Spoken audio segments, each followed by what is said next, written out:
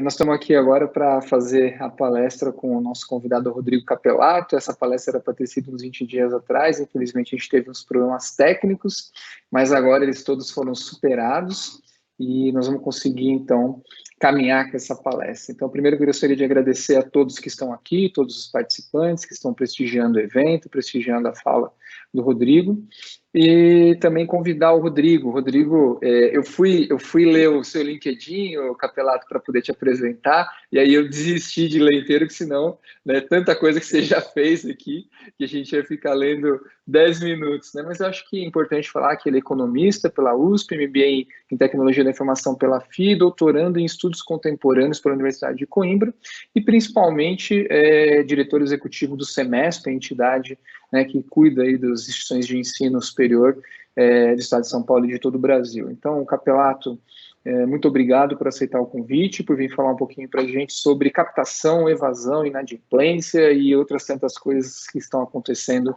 no mundo da educação. Então, seja muito bem-vindo e agora é contigo. Obrigado mais uma vez. Muito obrigado, Daniel. Muito bom dia a todos. É um prazer enorme estar aqui com vocês nesse segundo ano, né, que eu participo do CRM Summit. Muito legal, obrigado pelo convite. E é sempre bom a gente falar um pouquinho sobre mercado, né, falar sobre a situação. A gente tinha algumas expectativas, né, no final do ano passado, que, né, não foram bem aquelas que a gente esperava. A situação, talvez, a gente nem imaginava que pudesse ficar pior, e ficou, né, nesse começo de ano, e vamos discutir um pouquinho tudo isso, e também perspectivas, né, estava agora há pouco participando de um webinar junto com um holandês, que é um especialista em educação superior na Europa, o Hans de Wiel, e ele estava trazendo informações interessantes de países, né, que já estão mais avançados na questão da vacinação e as perspectivas, né. Então, se por um lado nós estamos vivendo um momento muito delicado, muito ruim, né, para o mercado, por outro lado, a perspectiva quando sai a vacinação, por pior que a gente esteja, né, o nosso cenário aqui no Brasil, mas é de uma demanda reprimida, de uma demanda que vai vir com mais força, né? Então a gente precisa ver se a gente vai estar preparado para isso e quando que isso pode acontecer. Eu vou aqui compartilhar uma apresentação com vocês. Deixa eu pegar aqui.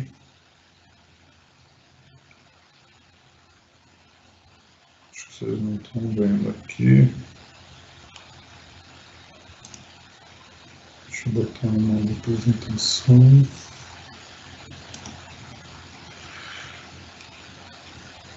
Tudo certo?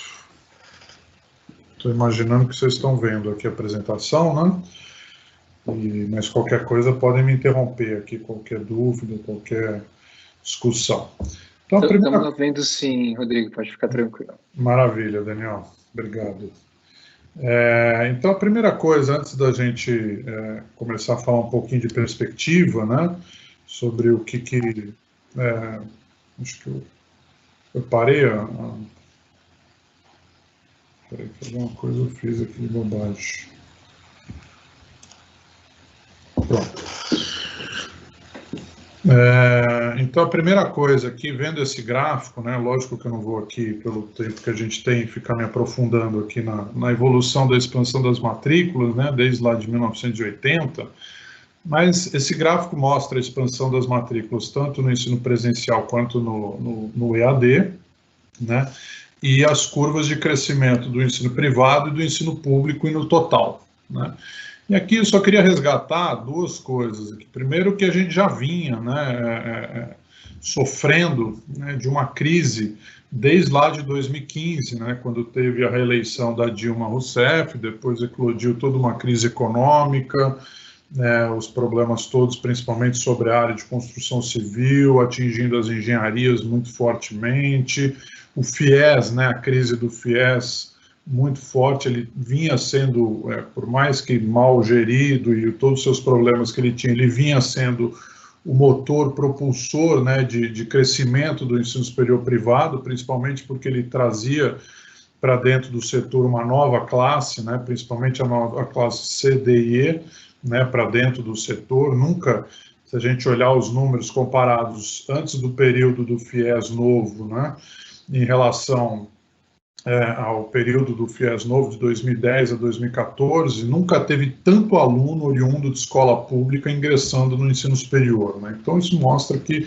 era efetivamente uma política correta, mas que ela foi mal gerida e teve todos os problemas. Não vou entrar aqui nos seus detalhes, mas de qualquer forma, com a crise de 2015, a gente deixou de ter FIES, né, naqueles volumes, hoje praticamente não tem nada. A crise se abateu sobre as famílias, gerou desemprego, perda de renda, então a gente já vinha numa situação de crescimento muito baixo, né, desde 2015. E, para piorar a situação, chegamos em 2020, né, havia uma expectativa de um pouco de retomada, a economia mostrando alguns sinais de que finalmente retomaríamos crescimento, e aí veio a pandemia e trouxe um balde de água fria para todos os setores da economia e para o setor do ensino superior muito fortemente, mesmo porque a grande parte dos nossos alunos que são presenciais ficaram da noite para o dia totalmente impossibilitados, né, de frequentar aulas presenciais. Então isso trouxe mais uma situação muito delicada que já vinha lá desde 2015, né? Quando a gente olha esses dados do censo, eu já vou falar coisas de 2020 e 2021, cenários mais recentes, mas eu queria fazer uma análise antes sobre isso, né? Quando a gente olha esses dados, você pega, bom, mas mesmo com toda a crise, em 2019 a rede privada ainda cresceu 2,4%, a rede pública cresceu 1,5%, então no total cresceu 1,8%. Mas é um crescimento que eu tenho muito receio, né, de falar, e quando soltam o censo eu sempre fico muito preocupado, porque eles soltam como se a situação do setor fosse essa, né, se tivesse tudo bem. Mas, na verdade, quando a gente olha, esse crescimento, ele se dá principalmente ou exclusivamente por conta do EAD, né, a gente já vai ver isso de forma mais separada mais para frente, enquanto que no presencial ele não cresce, né, até um retrocesso no presencial. E isso é bastante preocupante, porque apesar dos números mostrarem o crescimento do setor como um todo, né, o setor, a parte dos mais jovens e a parte que engloba a maior parte das instituições de ensino superior, que é o presencial, não cresceu, né? Uma prova disso é quando a gente olha a taxa de escolarização líquida, né, que mede qual é o percentual de jovens de 18 a 24 anos, que é a faixa etária considerada como adequada, que estão efetivamente, dessa população, estão matriculados em um curso superior. E em 2018 era apenas de 17,9% no Brasil, são taxas muito baixas, né? E em 2019 ela cresceu, mas cresceu pouquíssimo, né? Cresceu para 18,1%. E pior, ela não cresceu porque aumentou o número de jovens no ensino superior, é porque a população de 18 a 24 anos diminuiu. Então o denominador é que diminuiu e com isso o percentual subiu um pouquinho. Mas se você olhar números absolutos, o número de jovens de 18 a 24 anos diminuiu em 2019 em relação a 2018. Então, uma situação bastante complicada, né, que não adianta, né, a gente ficar olhando o EAD e falar que o EAD vai ser essa tábua de salvação para isso. O EAD tem a sua importância, a gente já vai falar sobre isso, mas ele não é exatamente a tábua de salvação para a inclusão dos mais jovens e para a sustentabilidade de mais de 80% das instituições de ensino superior que se baseiam principalmente no ensino presencial, né? Então, isso precisa ficar muito claro. Bom, antes de entrar mais nessa análise de EAD, presencial, o que pode ser tendência, etc., né, mostrar alguns números de 2020 e 2021. Então, em 2020, nós começamos o ano ainda fora da pandemia, então ali havia uma perspectiva de captação interessante, foi o que mais ou menos salvou o ano, né, de não ser pior do que efetivamente ele foi, podia ter sido uma situação muito pior, mas a gente chegou no começo de 2019, de 20 ainda sem pandemia. No segundo semestre, aí sim, né, na captação do segundo semestre, que representa aí 30% do alunado, aí sim nós tivemos já uma queda importante, conforme pesquisas que a gente faz pelo Instituto Semesp, nós tivemos uma queda de 38% na captação de alunos no presencial e de 13% no EAD, né? No total, isso dá uma queda aí de 20% no segundo semestre, né? Isso anualizado nos gerou uma queda aí nas matrículas no ano de 2019, uma estimativa nossa de 10% e de ingressantes de 15%. Então, a gente já vinha com um crescimento muito baixo, né? E aí a gente ainda teve a pandemia para a situação se agravar. Quando chegamos no final de 2020, havia aquela perspectiva, né? O mundo se reabrindo, né? A situação das mortes, das contaminações diminuindo, o comércio abrindo, os serviços abrindo, uma perspectiva bem melhor, né? E a gente imaginou que a gente ia começar o ano de 2021, se não na normalidade, lógico, ainda não, mas numa situação muito melhor, né, em que a gente poderia ter já uma carga mínima presencial, né, e com isso ia atrair mais alunos para o presencial, inclusive, mas a situação saiu do controle, a reabertura foi precipitada, como a gente viu, né, e com isso o número de mortes e de contaminações, infelizmente, né, um quadro muito triste, explodiu, né, chegamos a recordes absurdos, principalmente no começo do ano, e com isso não houve a menor possibilidade de retomar com aulas presenciais no ensino superior. E aí, não é nem só uma questão de permissão de governos, etc., os próprios alunos não queriam, né, uma situação muito delicada, e com isso a captação do primeiro semestre ficou muito prejudicada, né? Nós fizemos um levantamento também nesse primeiro semestre, até o final de março, e a queda em relação ao ano passado tinha sido de 25% no presencial e 9% no EAD. Né? Então, são quedas bastante relevantes. Né? O que explica um pouco essa situação toda? Né? A crise econômica, sem dúvida nenhuma, então a duração da pandemia, né, as consequências todas de tudo, o comércio fechado, economia fechada, etc., gerou muito desemprego, né, o trabalho informal das pessoas pararam de gerar renda, o auxílio emergencial, que tinha sido uma alavanca importante no segundo semestre, deixou de ser pago, voltou só a ser pago agora e no valor de 3 vezes menor, né, num valor bem menor. A inflação também corroeu a renda das famílias, né, porque a gente teve um descasamento muito grande entre produção e demanda, né, entre oferta e demanda, e com isso o preço de uma série de materiais, de alimentação, de etc., subiu muito forte. A inflação que a gente tem acumulada aí pelo IPCA, ela é hoje, considerando 2020 e 2021, 10%, então isso é perda de renda, né, porque a maioria não conseguiu recompor renda, então também isso é uma corrosão. Então tudo isso fez com que as famílias não tivessem condições de pagar a mensalidade. Então é um primeiro elemento que prejudicou muito a captação. O segundo, sem dúvida nenhuma, foi o recrudescimento da pandemia, como a gente falou, né, e com isso as aulas presenciais ficaram suspensas. Então os alunos, né, muitos deles, postergaram a entrada. Falou, bom, se é para entrar num formato de aulas EAD, eu espero mais um pouco, vou esperar o segundo semestre, e junto com isso, casado com isso, a perspectiva da vacinação, né, que trouxe uma perspectiva de, olha, daqui a pouco a gente volta à normalidade, né? Infelizmente a vacinação está indo num ritmo muito baixo, né, muito desacelerado, mas a perspectiva é de que no momento que a população toda estiver vacinada, então se for no segundo semestre, a gente volta com aula presencial normal, né, ou se for no começo do ano, a gente volta com aula normal. Então, diante de todo esse cenário, os alunos mais uma vez postergam essa decisão e falam, não, então eu vou esperar voltar ao normal, porque eu quero a questão das aulas presenciais, ou eu quero a interatividade com os colegas, eu quero o ambiente universitário.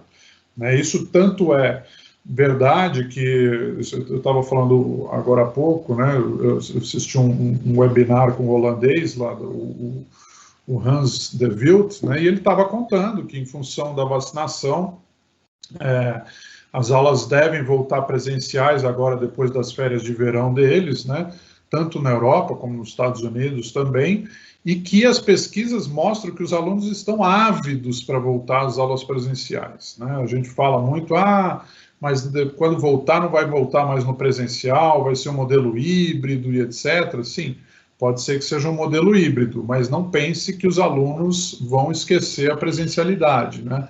Eles vão querer continuar tendo presencialidade.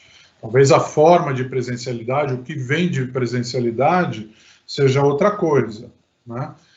Mas que vai voltar presencial para os mais jovens, eles vão querer isso, eles vão, né? Então, a questão da vacinação fez com que postergassem essa decisão. E, por fim, né, a cereja do bolo foi a postergação do Enem, né? O Enem ele era realizado em novembro e o resultado saía em meados de janeiro. Esse ano, nós tivemos o Enem sendo feito no começo do ano e o resultado saindo dia 29 de março. E a gente sabe, por estudos que a gente tem feito, que depois que o Enem começou a se tornar o grande processo seletivo, né, tomou a dimensão que ele tomou, com mais de 5 milhões de alunos inscritos, etc., a gente já vai ver alguns números sobre o Enem, ele passou a ser o grande porta de entrada, né? E o aluno não toma nenhuma decisão, na sua grande maioria, sem antes sair a nota do Enem.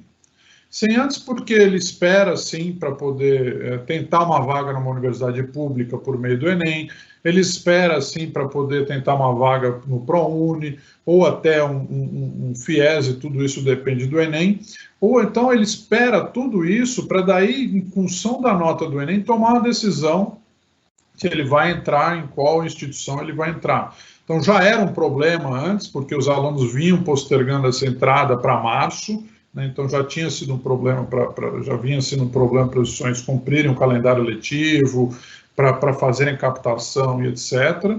Agora, então, ficou mais complicado ainda, porque o Enem saiu no final de março, né? Muitos, inclusive, nem fizeram o Enem, acabaram não fazendo a prova, né, por conta da pandemia. E aí a gente teve, então, uma situação muito complicada também, né, que foi a perda de alunos, porque o Enem foi muito tarde, né? Então, essas são as primeiras questões importantes para a gente pensar em termos de dados aí de captação, né, do cenário nosso. Bom, mas eu queria retomar um pouquinho sobre aquele crescimento do EAD, né? Quando a gente olha aí o crescimento e fala, bom, e sai os números do censo, e a gente vê uma série de analistas falando, né? Fala, bom, o EAD é a grande tábua de salvação, né? Quem quiser sobreviver tem que ir para o EAD. Eu já vi vários, inclusive mantenedores, né? Importantes presidentes de grandes grupos falando, não, o presencial vai morrer, o que vai ficar é o EAD. Mas eu acho que esse é bastante preocupante esse tipo de análise, né? E eu vou explicar por quê, e por que eu acho, inclusive, que aquele crescimento de 2,4% que a gente viu no censo, ele é falso para o setor como um todo, né?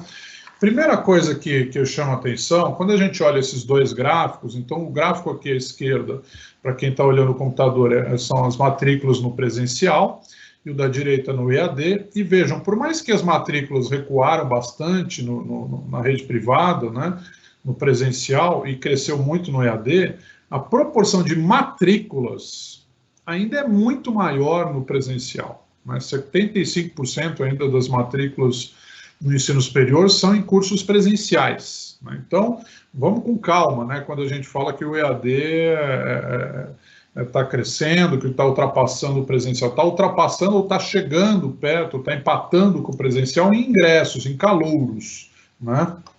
Mas porque a gente vem sofrendo com essas crises todas ao longo de todos esses anos. Mas, se você olhar em termos de matrículas, o volume ainda é bem maior no presencial.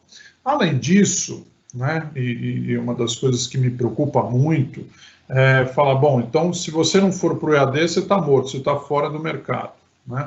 Só que grande maioria das matrículas no EAD se concentram nos grupos gigantes.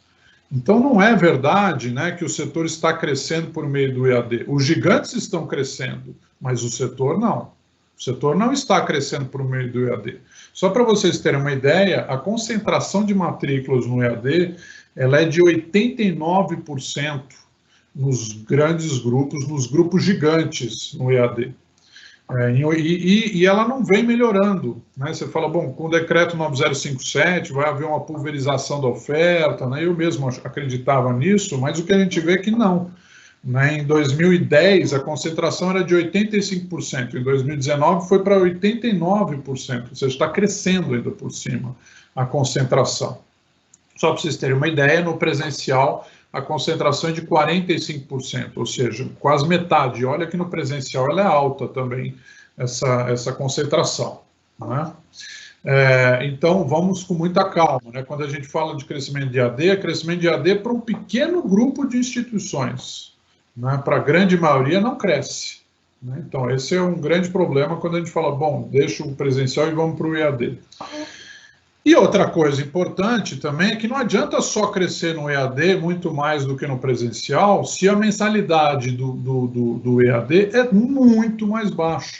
Né? Ela é em torno de 4, 5 vezes mais barata. Então, para cada aluno que você colocar no presencial, você precisa de 4, 5 no EAD para compensar a mesma receita. Então, essa é outra questão. Por mais que eu perca um pouco de alunos no presencial, ainda vale mais a pena eu ficar pensando naquele modelo presencial mais caro do que eu ingressar num EAD barato. O EAD barato, né, e ele é barato porque ele é um modelo assíncrono e etc., eu já vou falar um pouquinho mais sobre isso, ele só compensa para quem tem ganhos de escala. E quem vai conseguir ter ganhos de escala? Quem conseguir ter muito aluno.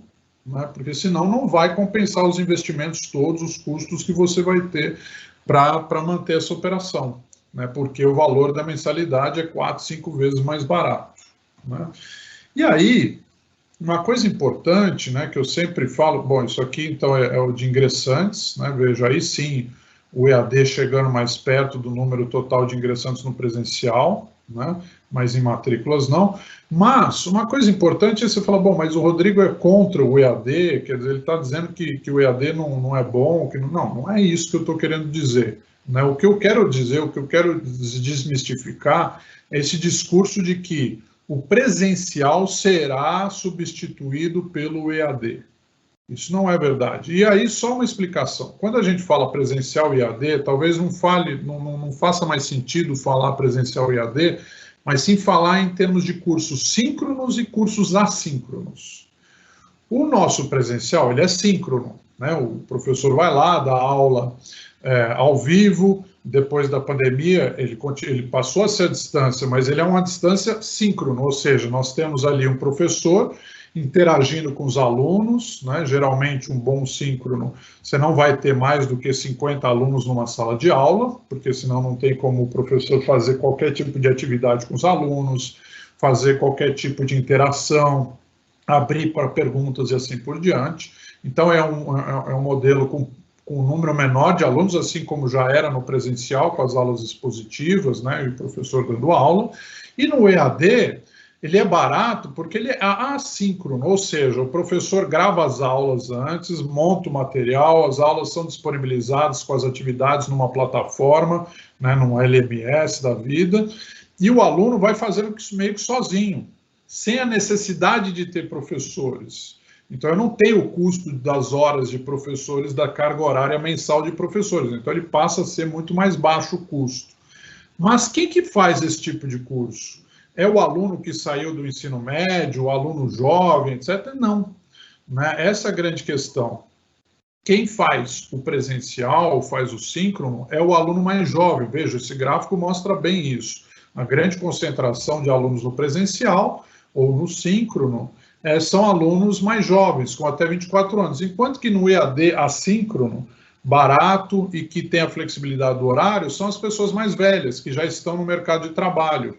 E isso não tem mudado ao longo dos anos. Né? Quando a gente olha pela mediana, a idade média de quem tem ingressado no presencial era de 23 anos em 2009, foi para 22 anos em 2019, e no EAD era de 30 anos e continua sendo de 30 anos 10 anos depois. Por quê? Porque são públicos diferentes. Então, o que eu quero dizer com isso é que o EAD ele não é ruim nem nada disso. Ele é um baita de um produto, né? Assim, só que ele é um produto diferente do presencial. Ele é um produto de aulas assíncronas. O presencial, ou agora, vamos dizer assim, é um produto de aulas síncronas, atingem públicos diferentes, né? Isso é a mesma coisa com pós-graduação, né? Podemos dizer que são produtos diferentes. Eu tenho um produto de aulas síncronas, eu tenho um produto de aulas assíncronas, eu tenho um produto de pós-graduação lato sensu, eu tenho um produto de pós-graduação estrito sensu, eu tenho cursos de livres e assim por diante. São produtos diferentes para públicos diferentes. E há um público muito grande para esse EAD assíncrono, porque ele pega um público mais velho, que historicamente foi excluído do ensino superior, e nós temos no Brasil hoje, só para vocês terem uma dimensão, mais de 20 milhões de brasileiros que têm mais de 30 anos de idade, entre 30 e 45 anos de idade, e que têm só um ensino médio completo, né? Olha o potencial de alunos que eu tenho para ingressar num EAD assíncrono, é muito grande, mas ele não substitui o presencial. O que a gente vê é que o número de jovens tem diminuído no ensino presencial, na educação superior como um todo, inclusive. Então, não é que eles estão migrando de um para o outro, né? Uma coisa que me chama a atenção também, e que eu faço sempre essa diferenciação presencial, síncrono e EAD, né, que é o assíncrono, é que muitas vezes muitos especialistas falam, bom, um vai morrer, o outro vai substituir, né?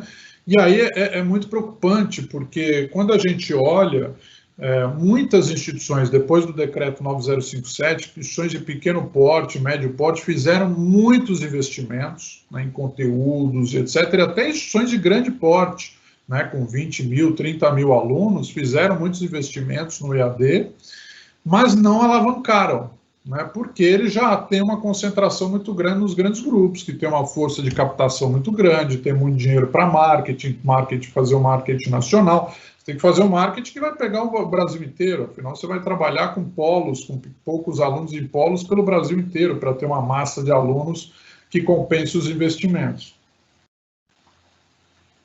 E aí me preocupa, uma outra coisa é, o que as instituições todas que entraram nesse mercado vão fazer com todos esses investimentos, com todos esses conteúdos investidos, com plataformas, com tecnologia? O que elas vão fazer?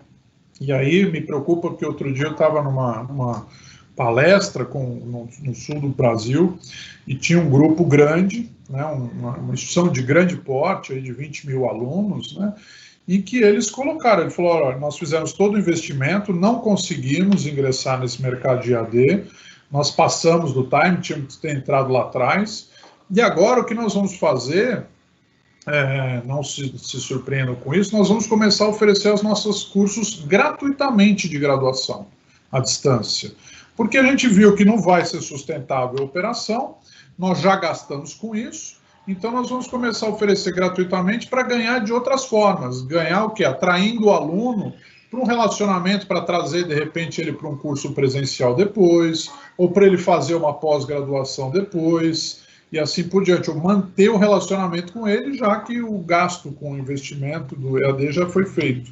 Então, muito cuidado com essa questão do EAD, né? Muito cuidado, pensar que essa vai ser a grande solução, a salvação da lavoura. Agora, não vou dizer que o EAD é ruim, não. Ele é muito bom, mas ele é um produto diferente, né? O que nós precisamos pensar, né, agora, né, e falar, bom, mas e aí, então, o que a gente faz, né? O EAD, ele é um outro produto, o presencial está caindo, né? O que precisa ser pensado? O que precisa ser pensado é uma reformulação, uma revolução no presencial. O presencial, sim, precisa ser revolucionado. E ser revolucionado, hoje, a palavra-chave é fazer transformação digital em cima do presencial, né? Se você olhar universidades no mundo inteiro, como a Universidade Técnica de Monterrey, a Universidade do Arizona, a Universidade de Delphi da Holanda, uma série de universidades, né, Warwick no Reino Unido, elas estão indo todas por essa grande transformação digital. E o que é falar em transformação digital? Não é você simplesmente migrar do presencial para o EAD com aulas assíncronas, não.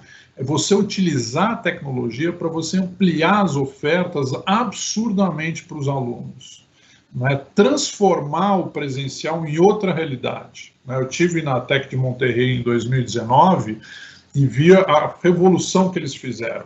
A tecnologia, e o uso intensivo da tecnologia, permitiu com que eles fizessem, a primeira coisa, abrissem os currículos assim, de forma totalmente transformadora, em que um aluno, por exemplo, que vai fazer engenharia na Universidade Técnica de Monterrey, como os cursos eles podem ser presenciais, eles podem ser remotos, eles podem ser gravados, eles podem ser, inclusive, com aulas, com holograma de professor, até essa opção tem, eles passam a ter uma série de formas de entregas em que o aluno passa a ter uma série de possibilidades de trilhas para fazer os seus cursos.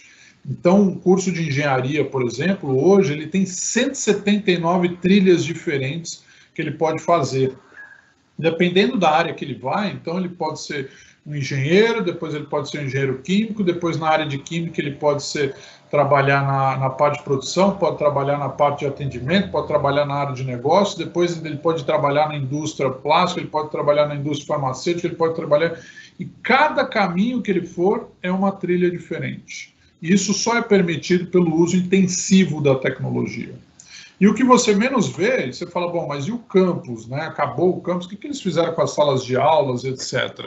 O campus foi totalmente revolucionado, hoje é um espaço de aprendizagem maravilhoso, né? Então você vai, por exemplo, na biblioteca, a biblioteca na Tec de Monterrey é um espaço que eu queria ficar para sempre lá, né? Em que você tem tudo ao dispor do aluno, então você tem tecnologia para tudo quanto é lado, você tem monitores de TV com realidades 3D para ele fazer as aulas práticas, você tem ambientes para ele fazer aulas, para ele estudar sozinho, ou para ele assistir aulas remotas, para ele fazer trabalhos em grupos, para o professor ir lá dar uma aula, tem livros, inclusive, né, na biblioteca, tem café, tem lugar para eles fazerem negócio entre eles, né, tem uma série de possibilidades ali acontecendo dentro de um ambiente da universidade. E o próximo passo, inclusive, é trazer as empresas para dentro da universidade, para os escritórios serem dentro da própria universidade.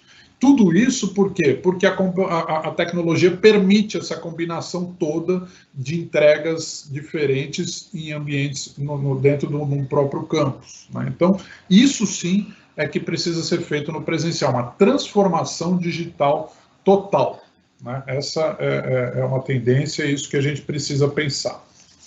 Bom, outra forma de ver como são produtos diferentes, né, entre o presencial e o EAD, é que quando a gente vê o presencial, você vê, olha, a maioria dos alunos estão concentrados em bacharelados, enquanto que no EAD há uma pulverização entre bacharelados, licenciaturas e tecnólogos. Olha, se for o mesmo público que está indo de um para o outro, por que os cursos são diferentes?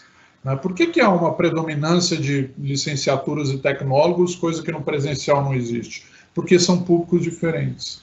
No EAD é um aluno mais velho, muitos deles são professores da rede básica de educação e precisam da licenciatura para continuar dando aula, ou buscam uma segunda licenciatura para poder ampliar as aulas. Então, é um professor de matemática que quer ampliar suas aulas para física, química, ele vai buscar pelo EAD uma licenciatura nessas áreas, ou ele quer ingressar, ou ele quer poder subir na carreira dentro da área, assumindo um cargo de gestão, e aí ele vai fazer uma licenciatura em pedagogia. E o tecnólogo, né? Por que o tecnólogo vai mal no presencial e vai bem no EAD? Porque o tecnólogo ele é muito focado para o mercado de trabalho e ele é rápido, né? O currículo dele é integralizado em 2 a 3 anos. E o que ele quer, esse aluno do EAD, é exatamente poder ascender profissionalmente. Ele não está buscando o curso tanto pela vocação, ele está buscando pela oportunidade de ascender profissionalmente. Então, são públicos totalmente diferentes, como eu falei. Bom, mudando um pouquinho a página, então, só lembrando, né? O EAD, ele é um produto muito importante, tem um público importante, mas tem que tomar cuidado porque ele é hoje concentrado nos grandes grupos, precisa ter escala, né? Quando eu falo EAD, essa aula assíncrona, né? Então, muito cuidado com isso e muito cuidado que é bem provável que vão começar a oferecer gratuitamente esses cursos, porque muita gente fez investimento nisso. E, então, e o presencial? O presencial é outro produto que pega o mais jovem, mas ele precisa ser revolucionado. Ele precisa ser revolucionado com o uso intensivo da tecnologia, né, mas para entregas diferentes, para possibilitar momentos diferentes. O aluno mais jovem, né, no modelo híbrido, ele pode até deixar de ir todo dia, não tem mais aquela necessidade de aulas expositivas todos os dias, segunda a sexta, mas ele não vai abrir mão dessa interatividade com colegas, interatividade com os professores, e aí eu preciso ver o que eu vou fazer com isso. Né? Eu vou levar ele para o campus, como é que eu vou levar isso? Ou eu vou trazer de forma remota, mas eu preciso trazer combinando interatividade, como é que eu vou fazer tudo isso? Então, a palavra de ordem é transformação digital no ensino presencial. Né? Mudando um pouquinho de assunto, né, eu vou acelerar um pouquinho aqui, porque já já passamos bastante aqui do meu horário aqui, então eu vou acelerar bastante aqui. Primeiro, tenho gostado de mostrar esse gráfico de número de instituições de ensino, porque há muita gente falando, olha, o setor vai acabar, metade das instituições vão fechar. Isso eu já escuto, inclusive, bem antes da crise, né? Dizendo que os grandes grupos vão engolir as pequenas instituições, as médias, só vão ficar os grandes, né? Isso é uma análise que, inclusive, não acontece só no Brasil, acontece em outros países, nos Estados Unidos isso é muito forte, né? Especialistas pregando esse apocalipse aí do setor. E outro dia eu estava lendo uma reportagem, um artigo na The Chronicle Higher Education, da Rebecca Netwell, e ela estava falando, desmistificando isso, né, que apesar de especialistas dizerem que nos Estados Unidos iam fechar 1.000 instituições, no final, quando foram ver, fecharam 50 instituições durante a crise toda da pandemia. E aqui no Brasil também, a gente vê pouca instituição fechando. Porque, na verdade, o setor, quando a gente olha esse gráfico, né, apesar de toda a crise, só tem crescido o número de instituições. Né? Lógico, não cresce mais que nem naquela década de 90, né, e início dos anos 2000, mas elas não fecham como a gente... Se você fala, qual instituição fechou? Nenhuma fechou. Né? Teve o caso lá da Unimep de Piracicaba, mas que já vinha numa situação falimentar há muito tempo.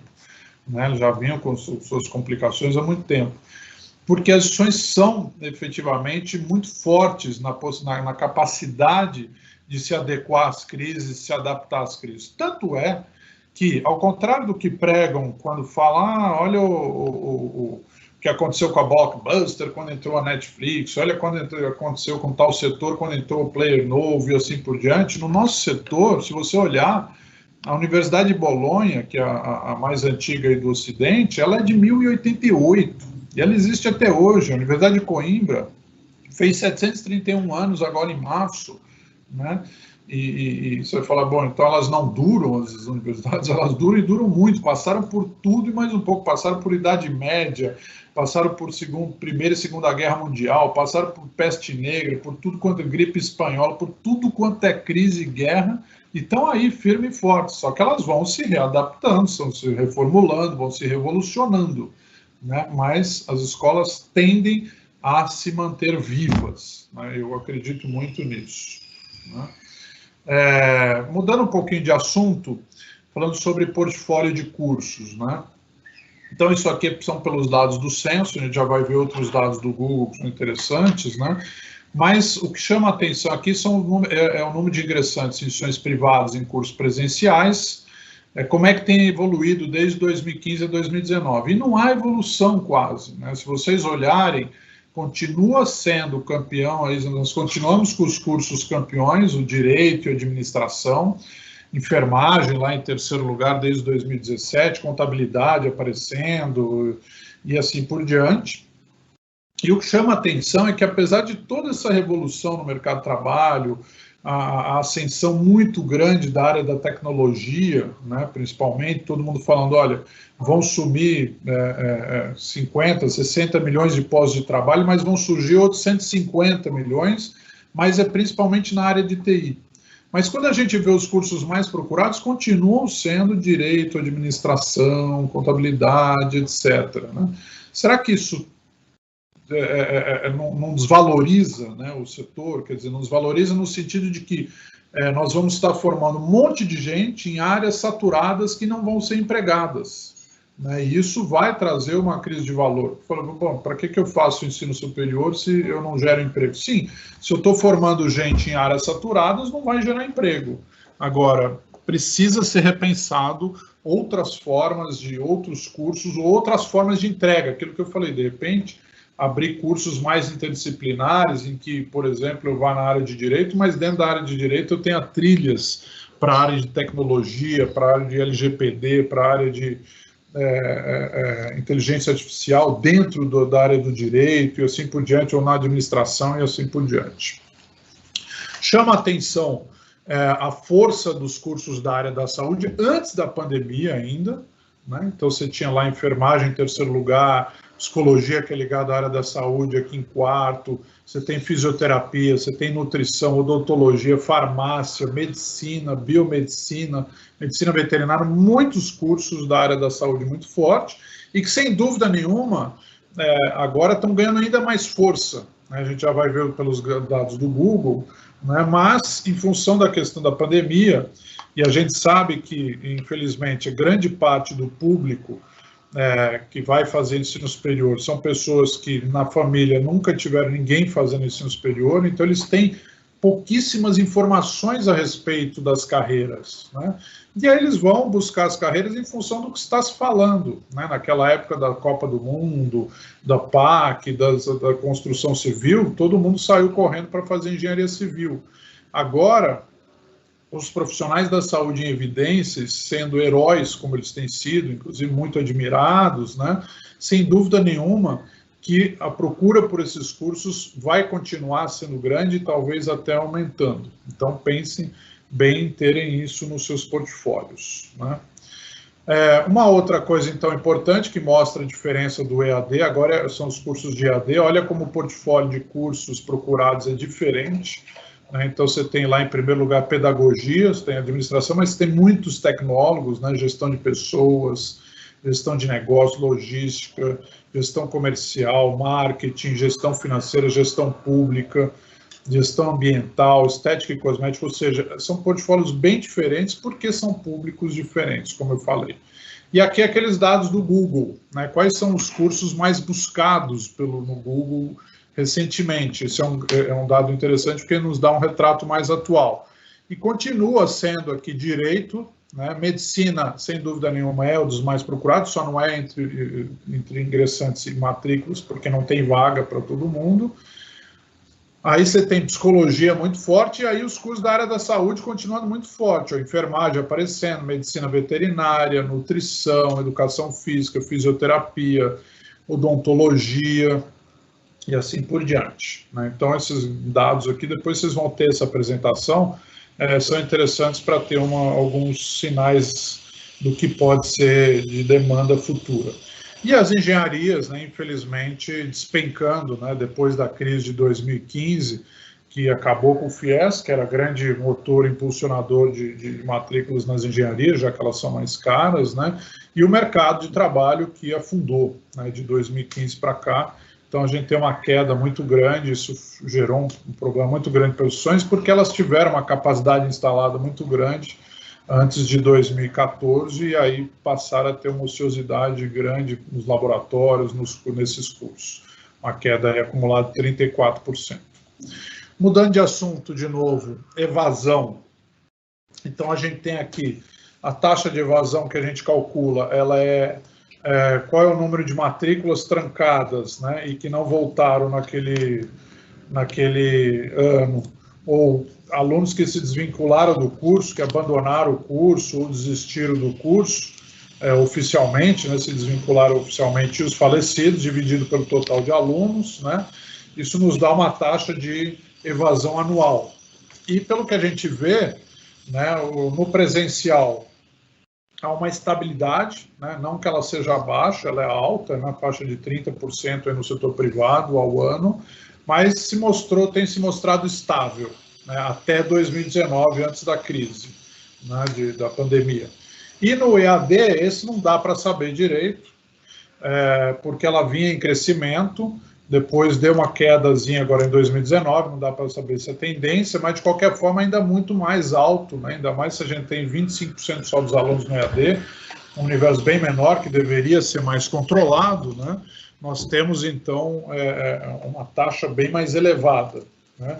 E o que nós vimos nas pesquisas aqui, deixa eu pegar aqui os dados mais recentes de 2020 em relação à evasão, né? É que houve um crescimento da evasão no ano de 2020, né, um crescimento importante. Deixa eu só localizar aqui onde é que eu coloquei isso. Só um minutinho aqui, que são tantas folhas.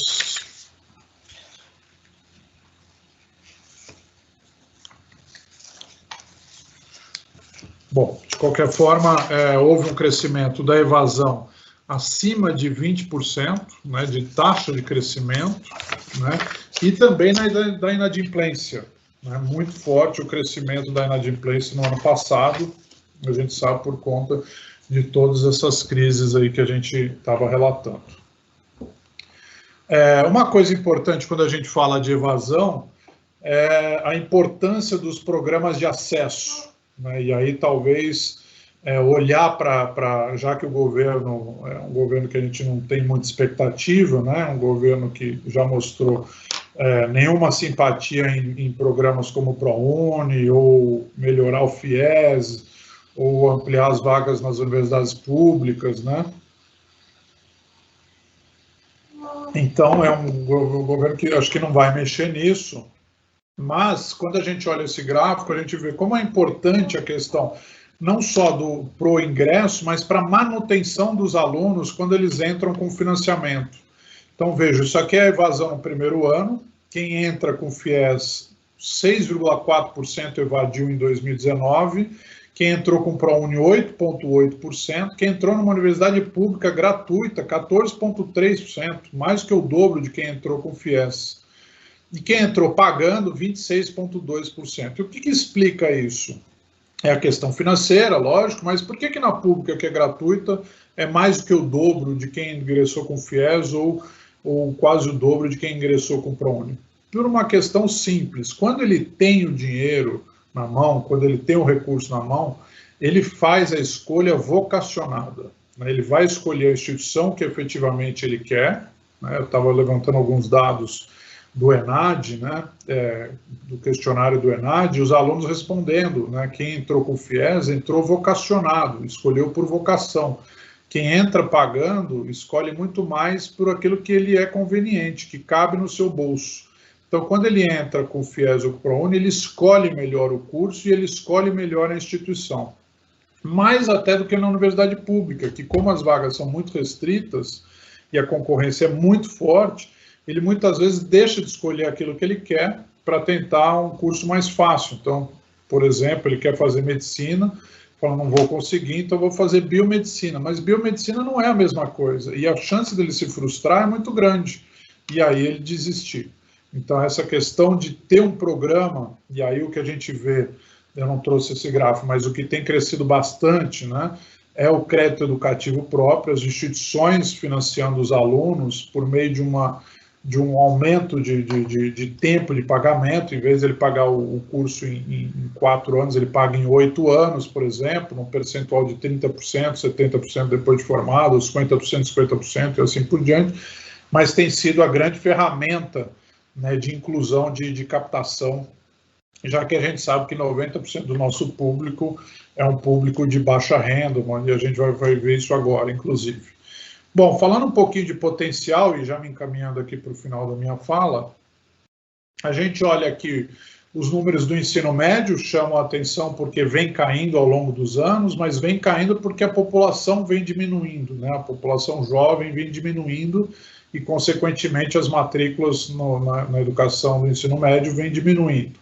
Mas considerando que o ensino médio tem muito que melhorar em termos de qualidade, em termos de retenção de alunos, né, e quem sabe a BNCC seja uma esperança para isso, né, se a gente diminuísse a evasão ela é de 50% ao longo da educação básica, né, mas se a gente diminuísse, a gente poderia aumentar muito o número de egressos no ensino médio, né, que tem se mantido aí na faixa um pouco abaixo de 2 milhões de alunos.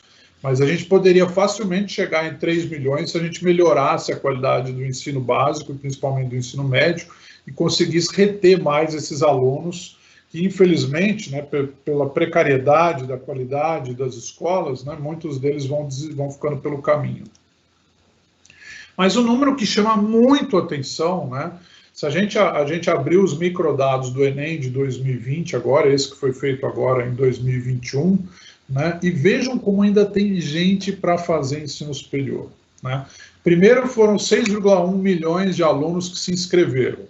Desses, 5,8 milhões confirmaram a matrícula, a inscrição no Enem. Então, são 5,8 milhões que fizeram, e 95% deles foi para ingressar no ensino superior. Não foi só para pegar o diploma de ensino médio, etc. Então, isso tem um percentual, sim. Mas a grande maioria foi para ingressar no ensino superior. Então, nós tivemos 5,8 milhões que se inscreveram para isso, né, para entrar no ensino superior. Só que o grande problema, quando a gente olha, 4,8 milhões desses 5,8, 4,79 aqui, como vocês podem ver, ficaram isentos do pagamento de inscrição. O que isso significa? Para eu ser isento, ele tem que ter uma renda de 1,5 salário mínimo per capita familiar, ele tem que ter estudado em escola pública ou ter sido bolsista integral no ensino médio. Ou seja, 83% dos alunos que se inscreveram no Enem agora em 2020 são alunos de baixa renda, de baixíssima renda, e que não vão ter a menor condição de pagar para estudar. E aí é o grande problema. Então, como é que eu faço? Eu tenho muita gente para ingressar, mas o grande problema é que a grande maioria deles não tem condições financeiras para isso. E aí essa é a grande questão. Como é que eu resolvo as políticas de acesso? A gente vê uma animosidade por parte desse governo. Outro dia vocês viram a declaração do Paulo Guedes em relação ao FIES, né, um preconceito gigante em cima do programa. Também já o ano passado foram feitas várias críticas ao ProUni, ou seja, não dá para esperar muita coisa desse governo, né, tirando verba das universidades públicas também, então não há muita expectativa. O que nós precisamos pensar é como é que a gente consegue resolver isso, né? E, por fim, uma questão que eu acho importante colocar no radar das instituições e que vai na contramão de toda essa crise que a gente tem vivido na pandemia e principalmente lá desde 2015, né, a pós-graduação lato sensu, ela tem tido um desempenho bem interessante e ela é uma oportunidade, né, bastante grande, já vinha crescendo antes da crise, da pandemia, né, como vocês podem ver nesse gráfico aqui à direita de vocês, gráficos que são obtidos por meio da PNAD, do IBGE, que mostra o número de alunos frequentando uma pós-graduação lato sensu. E com a pandemia, aumentou ainda mais essa oportunidade. Se vocês olharem, no primeiro trimestre de 2020, aumentou 14,6% alunos na pós-graduação lato sensu, no segundo trimestre 9,5% e no terceiro trimestre mais 3,6%, né? E isso veio muito ao encontro com as aulas remotas, né? As aulas remotas combinaram muito com a pós-graduação e passaram a ser um produto muito competitivo. Por quê? Porque você tinha antes os cursos EAD assíncronos, pós-graduação EAD assíncronos, que atraíam público, mas não resolvia uma boa parte da demanda do curso de pós-graduação, que ela era, o aluno quando ia fazer, ele queria se reciclar, buscar uma especialização, buscar uma qualificação, mas por meio do contato com professores do mercado, né, com muito focados no mercado, e também fazer networking com os alunos, né, afinal ali de uma grande gama, uma grande rede, né, para poder melhorar, para poder mudar de emprego, para poder pensar em outras alternativas. E o EAD assíncrono não permite isso. Então, ele era um bom produto, mas ele tinha esse problema. E no presencial, tinha um grande problema de ser muito mais caro, né? E também o aluno que trabalhava o dia inteiro ou que tinha que viajar, é muito difícil para ele frequentar a aula na segunda-feira à noite, terça-feira à noite, ou sábado o dia inteiro. E aí, quando você combina aulas remotas com isso, casa perfeitamente na demanda desses alunos, porque ele passa a não precisar se deslocar para a escola para fazer as aulas presencialmente, mas, ao mesmo tempo, ele tem a possibilidade de interagir com professores de mercado, ele tem a possibilidade de interagir, inclusive, com os colegas de turma, de conhecer e de fazer network.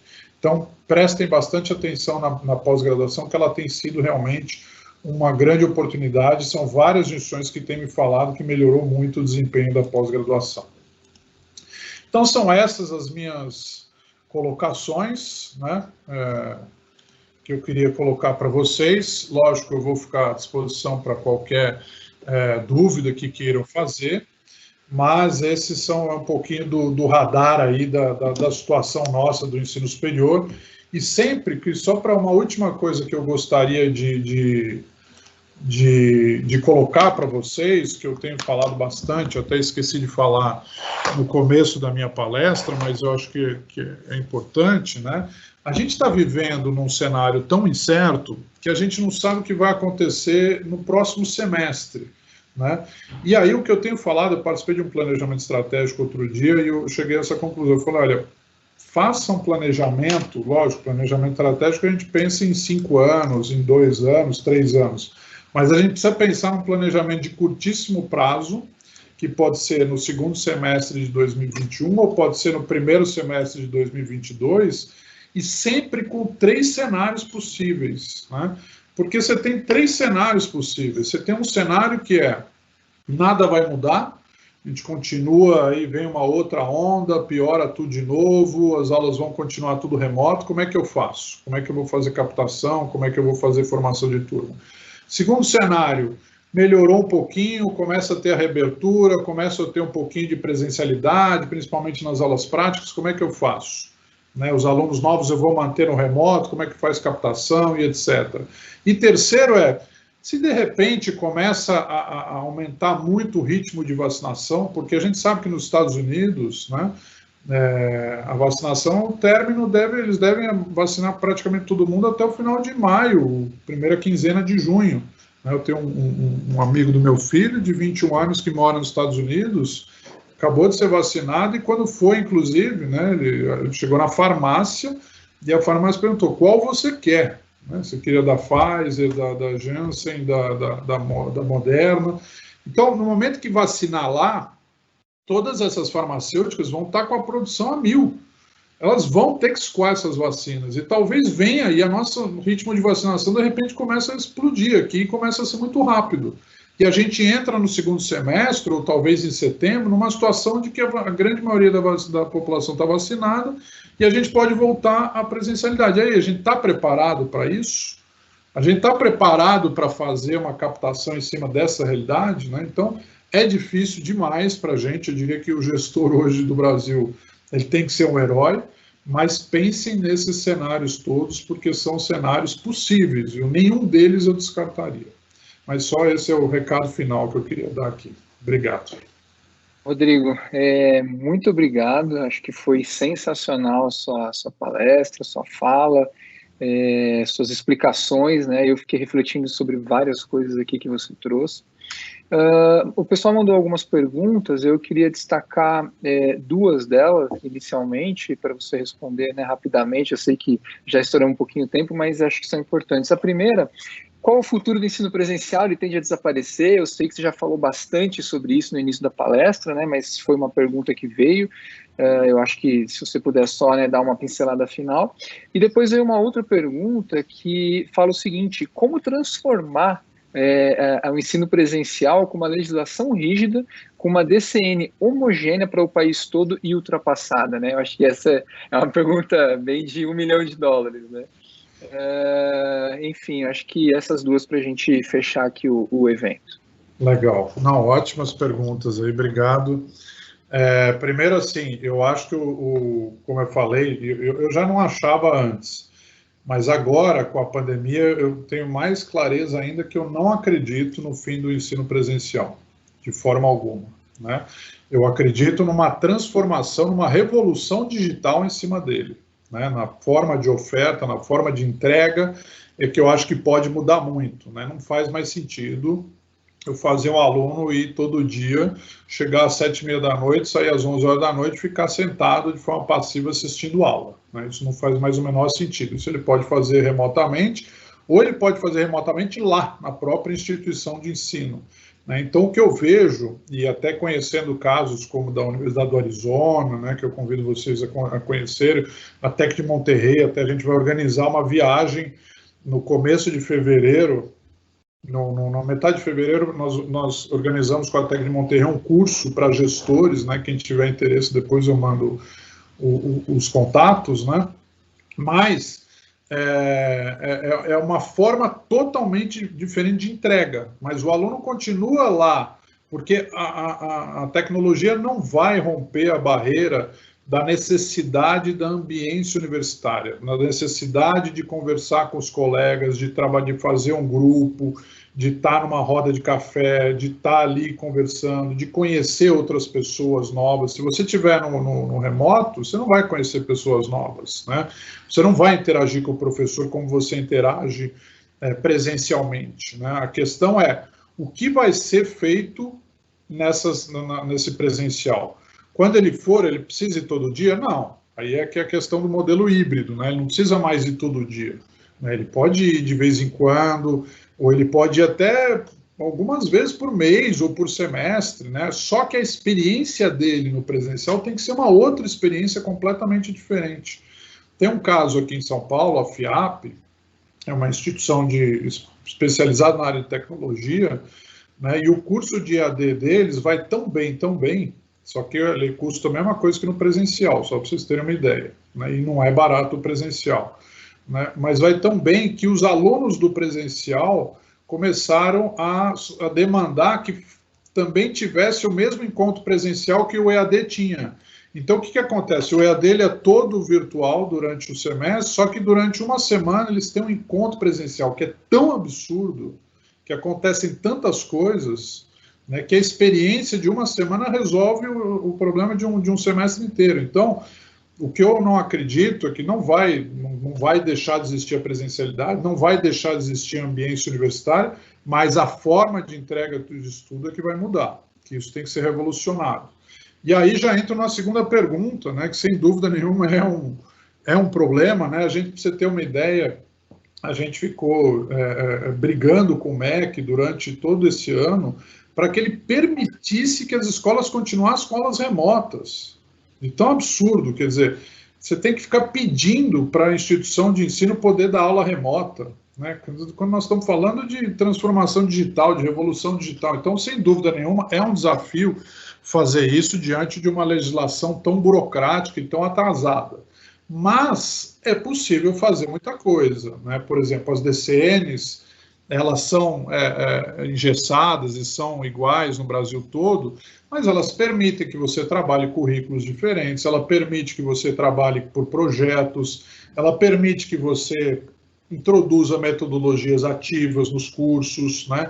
Então, eu acho que, assim, dentro do que a gente tem, é lógico, né? E isso a gente tem conversado bastante com o Conselho Nacional de Educação para tentar, e acho que em breve a gente deve ter novidades em relação a isso, uma legislação nova que permita o compartilhamento de currículos, de avaliações entre instituições de ensino, então talvez isso melhore um pouco o cenário, mas de qualquer forma, sim, a gente tem que conseguir trabalhar dentro desse cenário regulatório arcaico, que eu concordo com você, mas que dá para fazer algumas coisas, né? A gente vê algumas instituições, a própria FIAP, quem quiser conhecer, faz esse tipo de mudança, né? A gente vê algumas instituições, a Unicesumar faz mudanças, né? A gente tem uma série de instituições que fazem coisas diferentes mesmo dentro desse processo regulatório. O que conseguir fazer já é um grande ganho. Rodrigo, eu acho que, ouvindo você dar essa segunda resposta, o que vem na minha cabeça é que a gente tem que ousar um pouco também, né? Ou seja, vamos tentar, vamos fazer, vamos mudar, como você citou a FIAP e outros casos, e ir adaptando, né, essa legislação à nossa realidade. Rodrigo, queria te agradecer demais pela participação. As suas palestras sempre são muito esclarecedoras e trazem bastante questões à luz para a gente refletir, pensar e se planejar para o futuro. Gostei demais quando você falou de planejamento estratégico dos próximos 6 meses, né? Porque é impossível falar de 1 ano, 2 anos, 5 anos, né? E eu acho que essa é uma reflexão também para todo mundo pensar no curto, no médio e longo prazo, para saber as perspectivas do que está por vir e se preparar, né? Se setembro voltar às aulas, o que eu faço e como é que eu adapto essa presencialidade toda, como você citou, né? Então, pessoal, era isso. Rodrigo, mais uma vez, obrigado e uma boa tarde para todos e espero que tenham gostado do evento. Fiquem conectados nas nossas redes sociais, nos nossos canais oficiais, que a gente continua divulgando palestras, webinars, lives e as outras versões do nosso evento. Muito obrigado e uma boa tarde a todos. Um abraço.